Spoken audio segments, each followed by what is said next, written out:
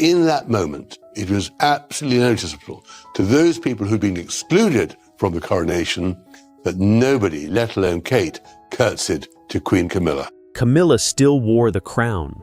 She still stood beside King Charles at the most important events. She was still called queen. But behind the closed doors of the palace, her real power was supposedly eroding little by little.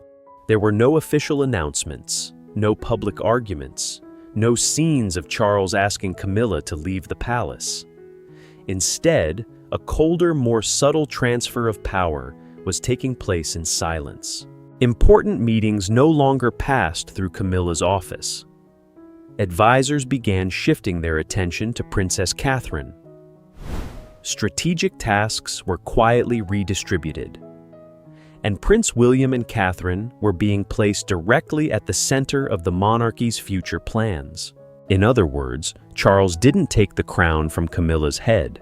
He was supposedly taking something far more important: control, influence, and the ability to decide the future of the royal family. So what made a king willing to push his own wife out of the center of power?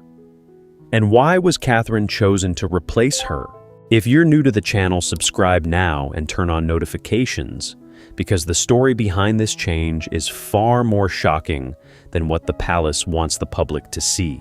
But to understand why Charles could make such a cold decision, we have to go back to a time when Camilla wasn't even slated to become queen. Back in 2005, Charles and Camilla finally married after years of intense public scrutiny. But this wasn't the grand royal wedding many had imagined. It was a relatively private civil ceremony taking place against a backdrop of lingering memories of Princess Diana. For millions, Diana was more than just Charles's ex-wife. She remained a symbol of a broken marriage of hurt and of a chapter in royal history that never truly closed. Therefore, the palace was forced to make a promise to appease public opinion.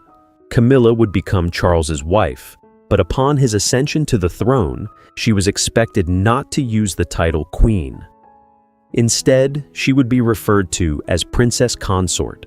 It was a carefully calculated compromise. Camilla would be recognized as Charles's consort, but she wouldn't appear as a direct replacement for Diana. The palace avoided mentioning the title of queen, while Charles could continue to rebuild his public image. But over time, that promise began to change. For many years afterward, Camilla persistently carried out royal duties. She attended events, supported charities, built patronage programs, and gradually earned the reluctant acceptance of a segment of the public. She didn't make people forget Diana. That was perhaps impossible. But she proved that she could withstand pressure, continue to appear and fulfill her responsibilities, even with the past always trailing behind. By 2022, everything changed completely. Queen Elizabeth II publicly expressed her wish that when Charles became king, Camilla would be known as Queen Consort. Just a few months later, Elizabeth II died. Charles ascended the throne, and Camilla finally became queen. On the surface, it was the greatest victory of her life. After decades of criticism, Camilla finally had the title, the crown, a place beside the king, and the official recognition of the institution she had waited so long for. But one question never really disappeared. Was Camilla given real power, or only the most beautiful symbols of power? Because even as queen, the most important doors in the palace were not fully open to her. After Charles ascended the throne, Camilla's public image seemed more secure than ever. She stood beside the king at the most important ceremonies. She appeared at state banquets, wore royal jewelry, and was present in official photographs published worldwide. From the outside, Camilla had it all. She had the title, she had the position, she had official recognition, and in every ceremonial moment, she stood where a queen was expected to stand. But the true power of the royal family lay not just in photographs. It lay in private meetings, in unpublished plans, in discussions with senior advisors, and most importantly, in who was allowed to participate in deciding the future of the monarchy. It was there that Camilla's position began to become far less secure. Her office wasn't always fully involved in crucial matters, like succession planning, media strategy, the selection of brand ambassadors, or the allocation of responsibilities to the next generation. Camilla could sit at the table, but not always at the decision-making table. She was allowed to wear the kingdom's diamonds, but not given the keys to the machinery. And that distinction became increasingly apparent. While Camilla continued her ceremonial role, Prince William and Princess Catherine began to be brought closer to discussions concerning the future. This made the relationship between Camilla and Catherine even more noteworthy. In public, they always maintained a harmonious image. They smiled, greeted each other, stood side by side at events, and displayed the necessary unity of the royal family. But behind closed doors, their relationship seemed more professional than familial. There wasn't necessarily an open confrontation. Harsh words weren't required. The mere presence of two women representing two completely different eras was enough to create tension. Camilla was connected to Charles, to his controversial past, and his long journey to public acceptance. Catherine, on the other hand, was connected to William, to the succession and the future the palace was striving to build. One was defending a position she had taken decades to achieve. The other didn't need to contend for it yet for time, and the line of succession were already on her side. And while Camilla was trying to protect her current position, Catherine was quietly building something more important than a title trust. Catherine didn't become the most influential person by directly confronting Camilla. She didn't ask for more titles. She didn't publicly claim the position. She didn't create any public power struggles. Instead, Catherine chose a slower, more discreet, and less confrontational path, proving her competence through her work. For years, she focused on early childhood development and early childhood education. This wasn't just philanthropy that involved appearances, handshakes, and photo opportunities. Catherine worked with scientists, neurologists, child researchers, government officials, social organizations, and policymakers. She wanted to demonstrate that a child's early years not only affect their family, but also shape society for decades to come. From the theme of childhood, Catherine expanded the discussion to larger issues such as mental health education, domestic violence, social inequality, and the long-term impact on the community. This gradually elevated her role beyond that of a member of the royal family, appearing only at ceremonial events. Catherine began to be seen as a planned worker, a good listener to experts, and someone patient enough to see a project through to the end. She not only brought the royal family's attention to social issues, but also built a bridge between the palace, the academic community, and the public. And it was this persistence that made the difference. While the media was constantly caught up in controversies surrounding Prince Harry-Meghan Markle Netflix interviews and books revealing family matters, Catherine remained largely uninvolved. She didn't retaliate. She didn't engage in debates through the press, avoiding public confrontations. Catherine's silence wasn't a sign of weakness. It became part of her strength. On one side was controversy. On the other was stability. On one side were sensational headlines that lasted only a few days. On the other side was the work built over many years. That contrast became increasingly clear to the public, and more importantly, to King Charles. Charles began to see Catherine not just as Prince William's wife or a future queen. He began to see her as a strategic asset to the monarchy, someone capable of building trust, maintaining stability, and connecting the crown to modern society. Catherine didn't need to seize power. She made power come to her through her competence, discipline, and ability to stand firm amidst the surrounding chaos. But it wasn't until the health crisis of 2024 that Charles truly realized just how important Catherine could be to the future of the crown. In early 2024, everything changed unexpectedly. Princess Catherine had to undergo major abdominal surgery. Initially, it was reported that her condition was unrelated to cancer, but later, post-operative tests revealed signs of the disease. This was not only a shock to the Welsh family, it also created a huge void within the royal family, as Catherine was one of the most trusted public figures. When she appeared in the video announcing her health status, Catherine was not standing before symbols of power. There was no ceremony, no dazzling jewelry, and no attempt to turn the moment into a performance. She appeared calm, sincere, and almost entirely unassuming. Catherine did not blame anyone. She did not complain. She did not seek pity. She simply explained that she was undergoing treatment and needed time to help her 3 children understand what was happening. Prince George, Princess Charlotte, and Prince Louis were not just 3 young members of the royal family. In that moment, they were 3 children trying to understand why their mother was facing such a terrible illness. And Catherine, before being a princess, was still a mother. That's what made the public see her in a completely different light. Words of encouragement came from all over the world. Concern for Catherine was no longer limited to the royal family. Even those less interested in the monarchy expressed empathy for a woman trying to protect her family amidst a crisis. Catherine suddenly became more approachable, not because she was weak, but because she showed that she was as vulnerable as anyone else. That moment reminded many of Princess Diana. Catherine never tried to be a second Diana. She didn't copy Diana's style, didn't use her memory of Diana to build her image, and didn't openly place herself in that position. But the public still saw a rare similarity. That was the ability to create an emotional connection. Like, Diana Catherine made people feel they weren't just looking at a royal figure. They were looking at a wife, a mother, and a human being facing very real fears. During that same period, King Charles was also battling cancer. For the first time since his coronation, Charles was forced to directly confront the question of the fragility of his own reign.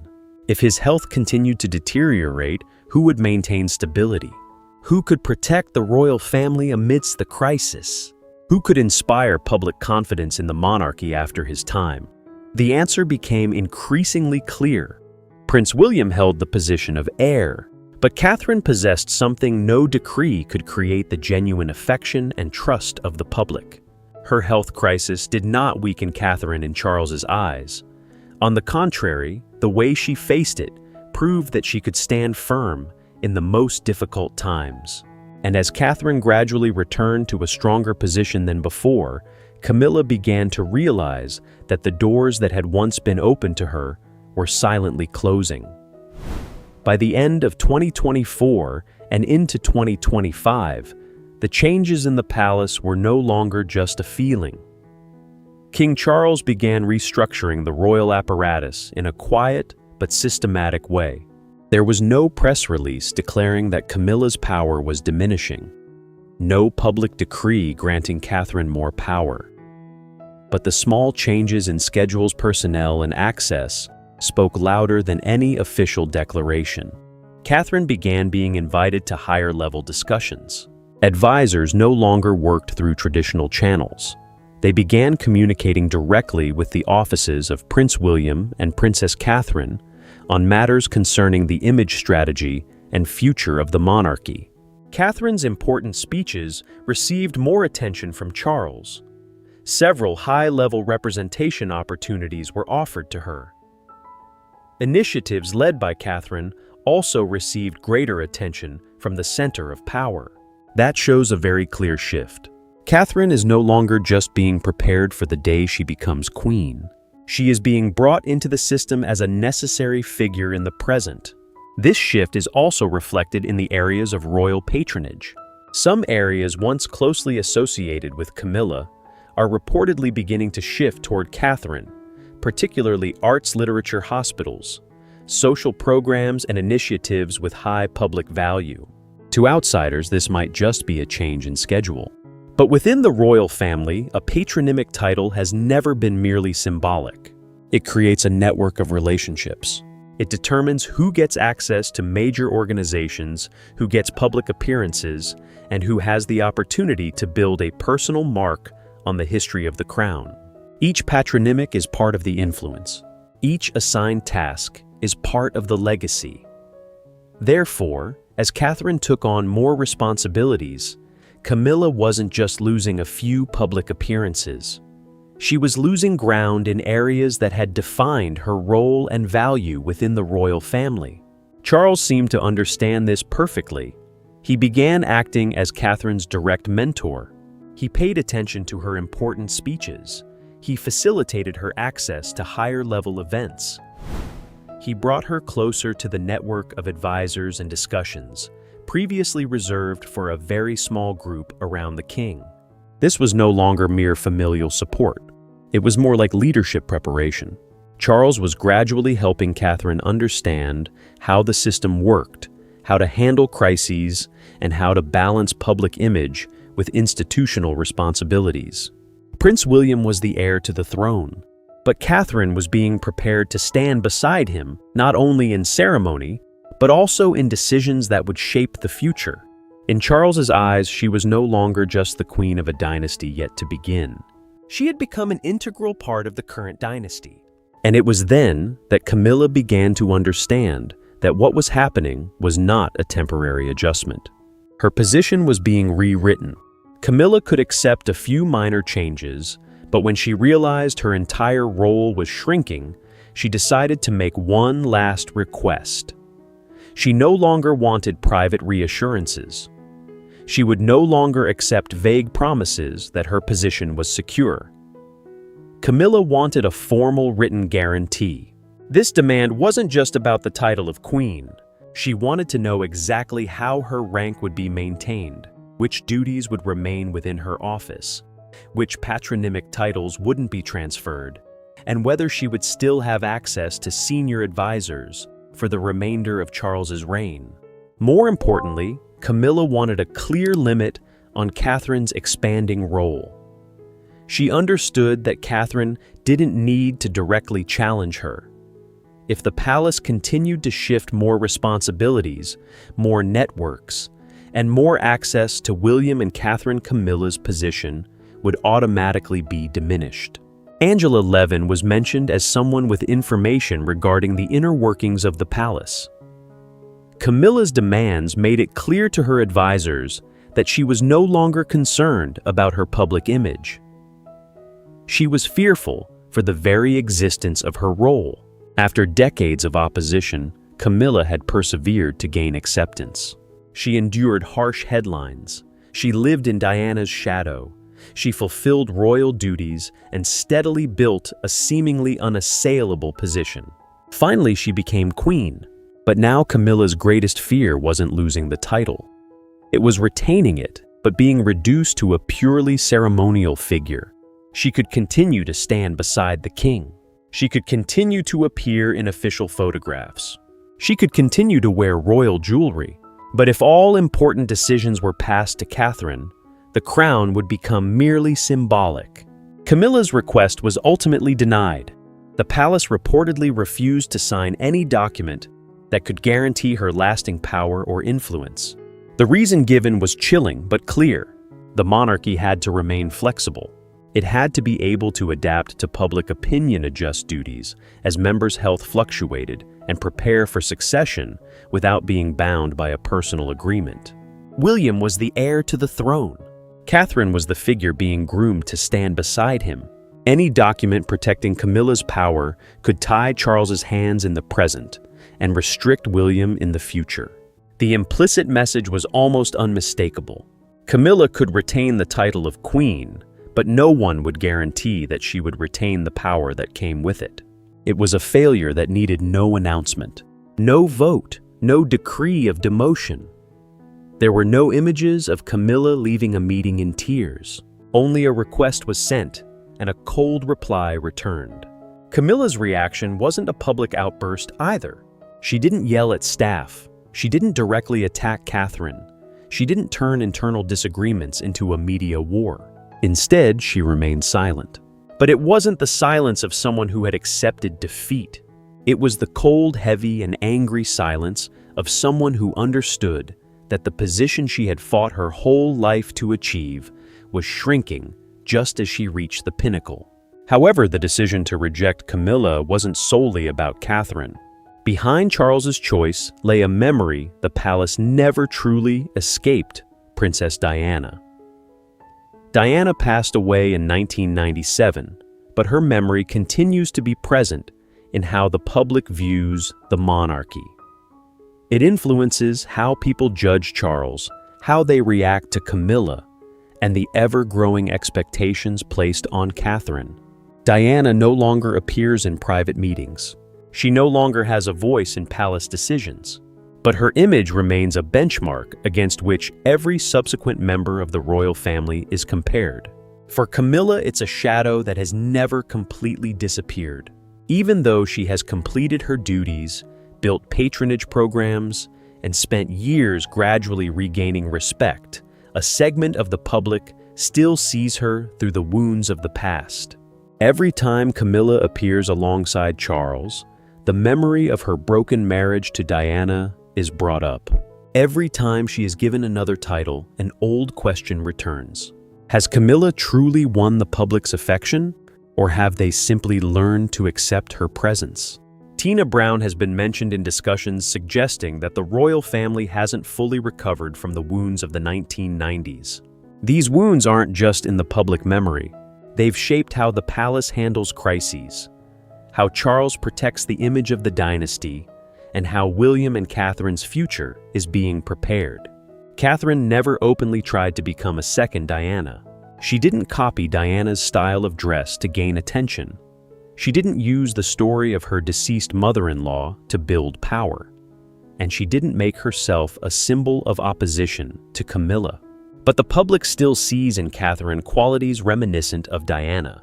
That is sincerity, the ability to connect with ordinary people, love for her children, calmness in the face of adversity, and an image that was both modern and approachable enough to make people feel they understood the person behind the royal title. It was this ability to connect that created value that the palace couldn't easily build through media strategy alone. A title can be given by decision. A crown can be placed on a head during a coronation. But public trust must be built over many years. Camilla understood that better than anyone. She endured decades of criticism. She continued her duties even when harsh headlines never completely disappeared. She built programs related to literature art hospitals and many other social activities. Step by step, she earned respect. Finally, she became queen. But having finally achieved the crown she had waited so long for, Camilla is said to have discovered a cold truth. The institution does not grant anyone permanent power. It doesn't matter how many years they have sacrificed. It doesn't matter how much criticism they have endured. And it doesn't matter how close they are to the king. When the future of the monarchy is at stake, every position can be adjusted. In this story, Charles is not entirely portrayed as a husband who betrayed Camilla. He is depicted as a king who must choose between two responsibilities. On one side is protecting the woman who has been by his side for decades. On the other is protecting the future of the monarchy after his reign ends. It's not an easy choice, but according to the storyline, Charles chose the future. Prince William and Princess Catherine become central to the next chapter, not just because of the order of succession. They had public trust, the image of a stable family, the ability to adapt to modern media, and lasting value to the crown. William had the right of succession by blood. Catherine, on the other hand, had the ability to inspire public confidence in the dynasty he would lead. Therefore, this wasn't entirely Catherine's victory. She didn't actively seek conflict with Camilla. She didn't demand the removal of anyone's role, nor did she openly demand power. Power came to Catherine because the palace believed she could protect the future. Nor was it simply Camilla's defeat. She remained queen. She still stood beside Charles. She still held a place in ceremonies and remained an inseparable part of the current dynasty. But the final image still created a bitter contrast. Camilla still wore the crown, and Catherine was being given the keys to the future. Because in a monarchy, titles may belong to an individual, but ultimate power always rests with the institution. In your opinion, Was King Charles acting correctly in placing the future of the monarchy in the hands of William and Catherine? Or did Camilla deserve to have her position protected after decades of service? Please leave your opinion in the comments. And if you're new to the channel, don't forget to subscribe and turn on notifications so you don't miss the next royal stories.